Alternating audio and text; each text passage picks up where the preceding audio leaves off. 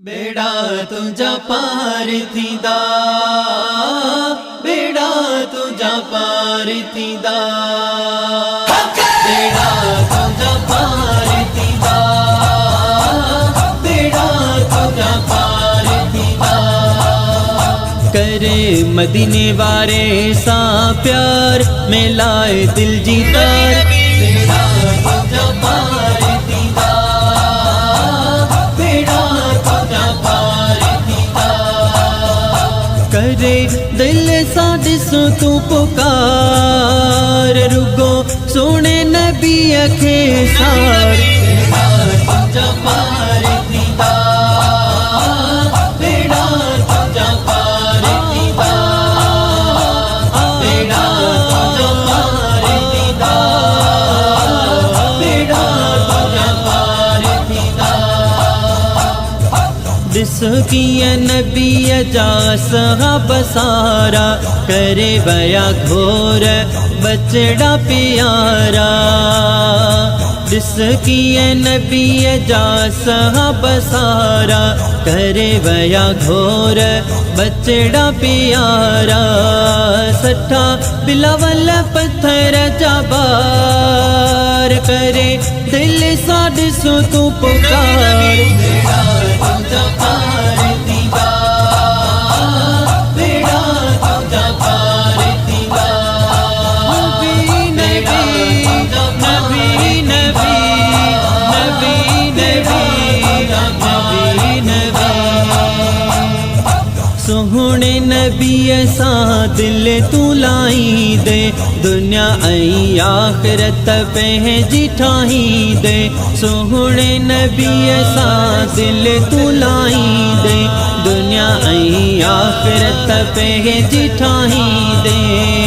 लख कुर्ब कंदई कुर्बदार, एड़ो सखी सही सरदार, बेड़ा तुझा पार थींदा, बेड़ा तुझा पार थींदा, बेड़ा तुझा पार थींदा, बेड़ा तुझा पार थींदा।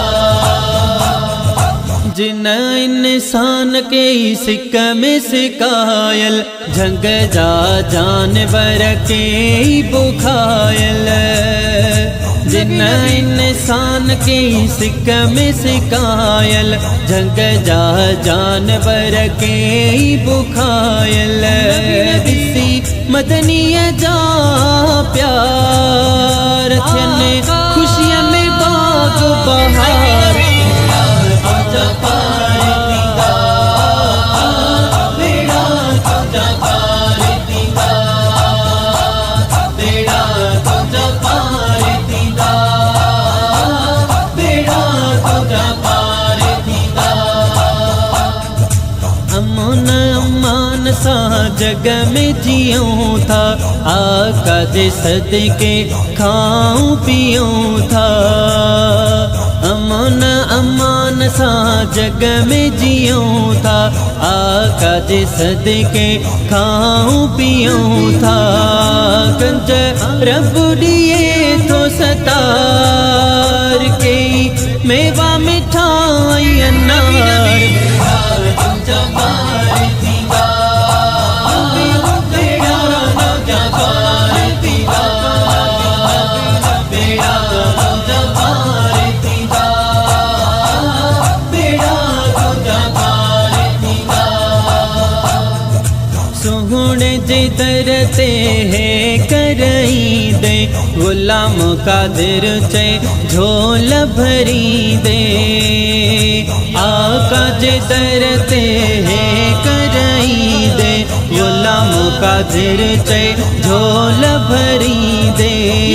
अच पुनल जे तू पार, करे मोहब्बत जो इज़हार, बेड़ा तुझा पार थींदा, बेड़ा तुझा पार थींदा, बेड़ा तुझा पार थींदा, बेड़ा तुझा पार थींदा।